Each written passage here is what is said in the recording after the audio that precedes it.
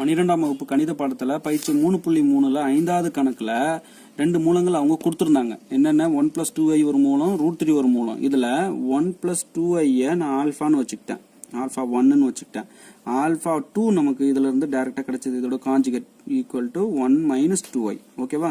Alpha 3 வந்து நான் √3ன்னு வச்சுக்கிட்டேன், +√3. இதுல இருந்து நமக்கு ஆல்பா 4 வந்து -√3ன்னு கிடைக்கும். அதாவது இந்த குறியை மட்டும் மாத்திக்கிட்டீங்கன்னா போதும், அதோட கான்ஜுகேட் அதான்.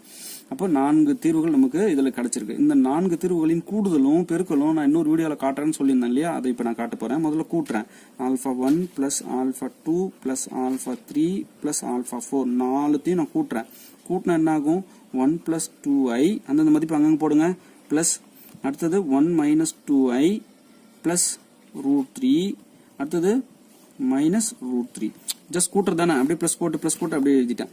பாருங்க, +2i - 2i கட்டு, +√3 - √3 கட்டு, 1 + 1 பாருங்க, 1 + 1 தான் இருக்கு ரிமைனிங். இப்போ 1 + 1 2. அப்போ நமக்கு ஆல்பா 1 + ஆல்பா 2 + ஆல்பா 3 + ஆல்பா 4 வந்து நமக்கு 2 கிடைக்குது.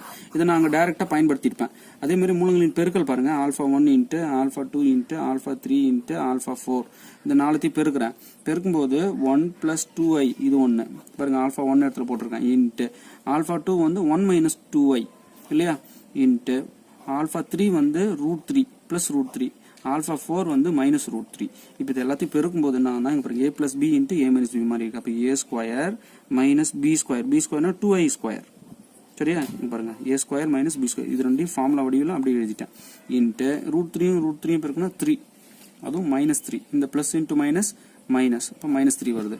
இப்போ 1² பண்ணா 1, மைனஸ் i² பண்ணா -1, அது இங்க வந்து சேர்ந்து பிளஸ் ஆயிடும். இங்க 2² பண்ணா 4. சரியா? இன்ட்டு இந்த -3 அப்படியே இருக்கட்டும். இங்க பாருங்க, 1 4 5, ஸோ 5 × -3, i3 5, இங்க பிளஸ் இருக்கு இல்லையா, plus into minus i3 5. So மூலங்களின் பெருக்கல் வந்து ஆல்பா 1 ஆல்பா 2 ஆல்பா 3 ஆல்பா 4. இந்த 4 மூலங்களின் பெருக்கல் தான் இது. சரியா? அங்க நாங்க மொத்தம் 6 மூலங்கள் கண்டுபிடிப்போம் இல்லையா, அந்த 6 மூலங்களுக்கான இந்த 4 மூலங்களின் கூடுதலும் இந்த 4 மூலங்களின் பெருக்கலும் நமக்கு தேவைப்படும். ஓகேவா? இதை நீங்க நல்லா செஞ்சு பார்த்தீங்கன்னா ஈஸி ஆயிடும். Okay, thank you.